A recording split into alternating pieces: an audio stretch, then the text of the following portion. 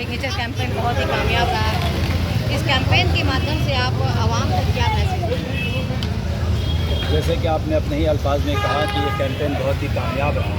इससे साबित होता है कि हर हिंदुस्तानी के दिल में, चाहे वो मगरबी बंगाल हो, चाहे वो कश्मीर हो या कन्याकुमारी हो, यानी किसी भी हिस्से के हिंदुस्तानी के दिल में आज इस तरह से नफरत इस बीजेपी सरकार के ख़िलाफ़ है कि एक पल में नहीं चाहता है कि वो गद्दी पे बैठे, एक पल नहीं चाहता है वो गद्दी पे बैठे। इस पल को ख़त्म करने के लिए, इस गद्दी को ख़त्म करने के लिए राहुल गांधी ने जो मेहनत किया है, जो उनकी मेहनत है, लगन है, इस लगन और मेहनत को हम लोग आगे बढ़ाने के लिए हर गली हर कूचे में ये नारा को आम कर रहे हैं और हर पल इस बात को हम लोग आवाम तक पहुंचा रहे हैं इंशाअल्लाह कि वोट छोड़ गद्दी छोड़, क्योंकि ये गद्दी छोड़ना ही सबसे बड़ी बात नहीं है, इसको उखाड़ कर फेंकना सबसे बड़ी बात है और ये बगैर हिंदुस्तानी अवाम के नहीं हो सकता है। हम लोग जानते हैं कि ये हिंदुस्तान का सबसे बड़ा नासूर हुकूमत है जो हिंदुस्तान को पूरी तरह से खोखला कर दिया है। इसके बाद जो भी हुकूमत आएगी, आज नहीं कल, उसको बहुत मेहनत करना पड़ेगा इस हिंदुस्तान को खड़ा करने के लिए,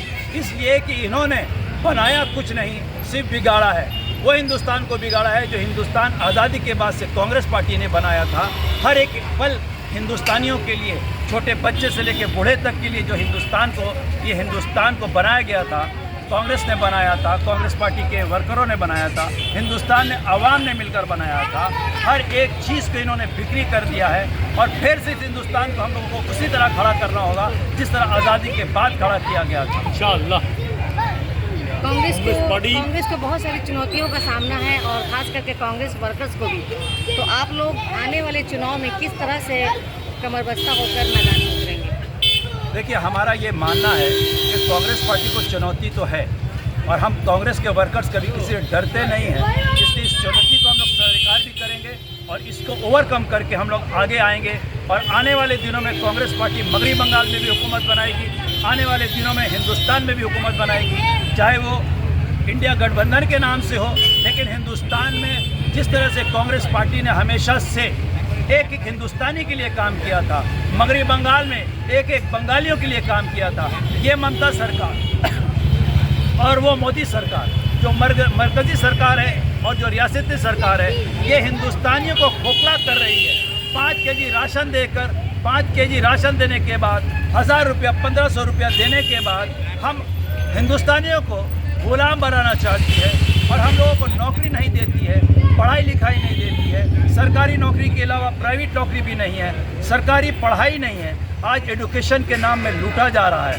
ये सारी चीज़ें जो हो रही है हिंदुस्तानी अवाम के ख़िलाफ़ जा रहा है, क्योंकि गरीब और पिछड़े हुए तबके उठ नहीं सक रहे हैं। 5 केजी राशन दे के उनको उनके हक से महरूम किया जा रहा है। अगर नौकरी मिल जाएगी तो 35-40 हज़ार का नौकरी देना पड़ेगा। ये 5 केजी राशन महीने में दे रहे हैं, ये 15 केजी राशन महीने में दे रहे हैं, ये 1500 रुपये महीने में दे रहे हैं। अगर इसका हिसाब लगाइएगा तो 20 रुपये, 25 रुपये, 50 रुपये से ज़्यादा पर डे नहीं होगा। लेकिन यही अगर नौकरी मिलेगी तो मेरे ख्याल से 500, 600, 700 रुपया पर डे के हिसाब से मिलेगा। अगर मैं 5000 रुपया 6000 रुपये भी मान लेता हूँ तो मेरे ख्याल से 18-20 हज़ार की नौकरी ये हुकूमत, दोनों हुकूमत मिलकर खा रही है और अवाम को पूरी तरह से खोखला कर रही है। मैं अवाम से गुजारिश करूँगा कि आप लोग ये भीख का चावल, ये भीख की रोटी छोड़िए और अपने हक के लिए लड़ने के लिए कांग्रेस पार्टी का साथ दीजिए और कांग्रेस पार्टी को फिर से लाइए ताकि फिर वो सुनहरा हिंदुस्तान बनाया जा सके जिसको सुनहरे सारे जहाँ से अच्छा हिंदुस्तान हमारा कहा जाता था,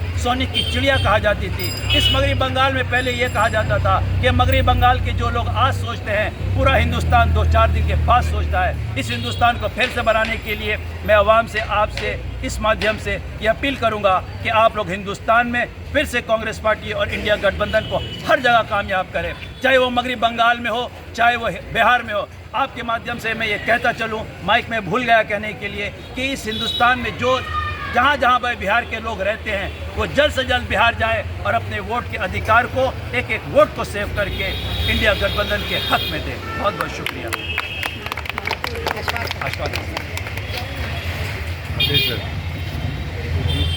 अशफाक साहब, सब कुछ मंजर आम पे है और जिस तरह से राहुल गांधी ने इलेक्शन कमीशन और बीजेपी सरकार की साझेदारी को जिस तरह से आवाम के सामने उजागर किया, उसके बावजूद भी जनता जिस तरह से सोई हुई है। काफ़ी मेहनत है आप लोगों को जनता को जगाने में, काफ़ी मेहनत करनी पड़ेगी। क्या कहेंगे? सर? देखिए, राहुल गांधी को हिंदुस्तान में सिर्फ बीजेपी हुकूमत से चुनौती नहीं है। राहुल गांधी जो लड़ रहे हैं बीजेपी के साथ साथ जितनी भी हिंदुस्तान में छोटी छोटी पार्टियां हैं वो भी कहीं न कहीं पिछले दरवाजे से बीजेपी को मदद कर रही है। पहले समझिए आप। तो राहुल गांधी को ऐसा नहीं है कि सिर्फ बीजेपी से लड़ाई है। ये छोटी छोटी पार्टियां जो है ना, ये लोग भी कम गुनहगार नहीं हैं। आप या हम लोग नीतीश कुमार को दोषी समझते हैं या चंद्रबाबू नायडू को दोषी समझते हैं, ऐसा नहीं है। अब क्या बंगाल की हुकूमत को क्या समझ रहे हैं आप? ममता दीदी का जितना भी केस आप देख लीजिए, आरजी कार देख लीजिए आप, क्या हुआ? आरजी कार को सीबीआई ने जांच किया, लास्ट में मामला ख़त्म। इसके मतलब क्या हुआ? अंदर से सेटअप मामला हुआ। तो इसीलिए हम बोल रहे हैं कि अब आवाम को आना होगा और राहुल गांधी के जो कार्य है उसको सुनना होगा, आवाम को उठना पड़ेगा, तब जाकर के हुकूमत को हम लोग उखाड़ सकेंगे। आवाम का अगर सपोर्ट नहीं मिला तो हम लोग क्या कर सकते हैं? हम लोग लड़ ही सकते हैं ना, लड़ना हमारा काम है। राहुल गांधी लड़ रहे हैं, पैदल मार्च कर रहे हैं, हर तरफ से लड़ रहे हैं। राहुल गांधी एक से नहीं लड़ रहे हैं, बीजेपी से लड़ रहे हैं, छोटी पार्टी से लड़ रहे हैं, सीबीआई से लड़ रहे हैं, ईडी से लड़ रहे हैं और इलेक्शन कमीशन से लड़ रहे हैं। अब किससे लड़ना पड़े? इसलिए आवाम से हम अपील करते हैं कि वो लोग अपने मन को बनाएं और ये समझें कि पहले वाला जो हिंदुस्तान था, हमारा हिंदुस्तान कैसे आएगा, वो आवाम को छीनना पड़ेगा, आवाम को सोचना पड़ेगा।